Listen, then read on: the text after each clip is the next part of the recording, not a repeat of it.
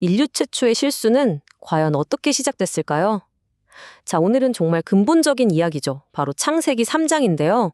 이 이야기를 통해서 유혹과 타락이 어떤 심리적인 과정을 거치는지 아주 흥미롭게 분석한 자료가 있어서 그걸 한번 같이 뜯어보려고 합니다. 이 고대의 이야기가 사실은 놀라울 정도로 현대적인 심리 통찰을 담고 있거든요. 모든 걸 무너뜨리는 그 시작이 거창한 게 아니었어요. 그냥 아주 작은 질문 하나였다는 거. 이게 진짜 흥미로운 지점이죠. 자, 그럼 그 과정을 한번 단계별로 따라가 보시죠.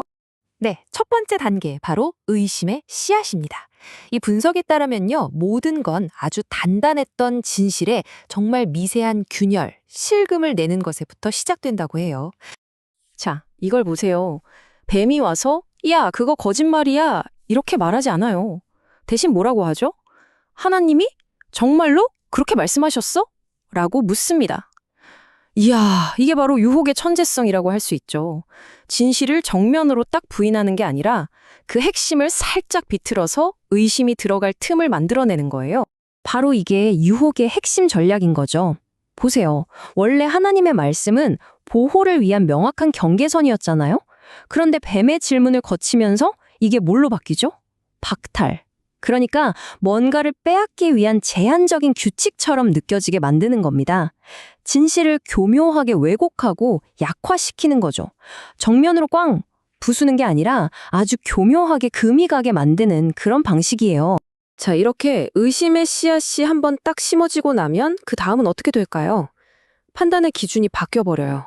외부의 진리가 아니라 내 안의 욕망으로요. 이제 진실이 뭐지?가 아니라 내가 뭘 원하지? 이게 훨씬 더 중요해지는 순간이 오는 거죠. 이 분석 자료가 정말 재밌는 게 유혹에 넘어가는 이 과정을 굉장히 체계적인 3단계로 나눠서 설명하고 있어요. 첫 번째, 일단 육체적인 필요, 먹음직하다, 여기서 시작하죠. 그리고 두 번째는 시각적인 매력, 보암직하다, 눈이 가는 거죠.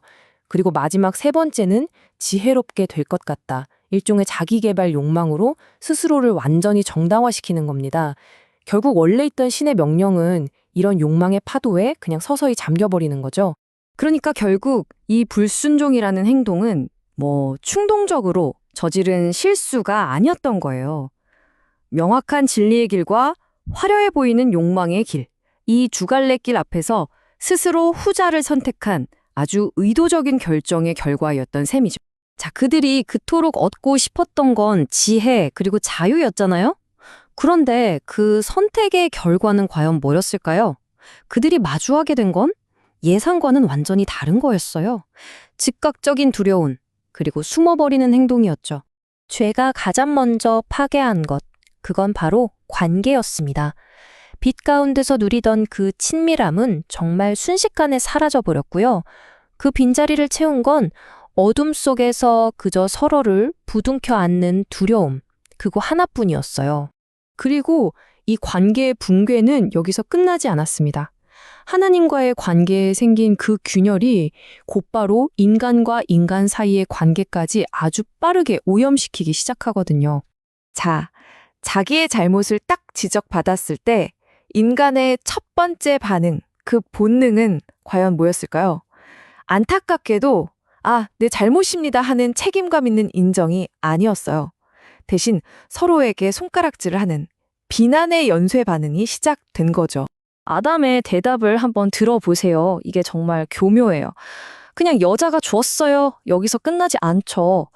당신이 하나님이 내게 주신 저 여자, 이렇게 말하면서 이 모든 문제의 근본적인 책임이 마치 하나님한테 있는 것처럼 은근슬쩍 책임을 돌리고 있는 거예요. 하와도 마찬가지예요. 뱀이 나를 꿰었어요 라고 말하면서 이 책임 떠넘기기의 고리를 완벽하게 완성하죠. 결국 보세요. 아무도 자기 선택에 대해 책임지지 않잖아요. 완전한 관계의 붕괴가 일어나 버린 겁니다. 자, 이렇게 인간의 실패로 모든 게 끝나는 것 같은 바로 그 순간, 이야기가 정말 예상치 못한 방향으로 확 전환됩니다. 이제 카메라는 변명만 늘어놓는 인간이 아니라 그들을 찾아 나서는 하나님의 첫 번째 움직임을 비추기 시작해요. 타락 직후에 하나님이 던지신 첫 번째 질문, 바로 이거죠. 네가 어디 있느냐? 이 분석 자료에서는 이 질문이 절대로 너 지금 어느 좌표에 있니? 하고 지리적인 위치를 묻는 게 아니라고 강조합니다. 아니, 모든 걸 다 아시는 분이 왜 이런 질문을 하셨을까요? 이 질문은요, 질책이 아니었어요. 초대였죠. 숨어버린 인간을 향해서 너 왜 그랬어? 하고 비난하는 게 아니라 깨져버린 그 관계 속으로 다시 돌아오라고 부르는 그런 부르심이었던 거예요. 사실 이 분석 자료의 핵심이 바로 이겁니다.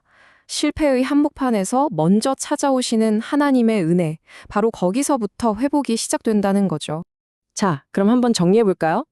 이 분석은 타락이라는 걸 그냥 단 하나의 사건으로 보지 않아요.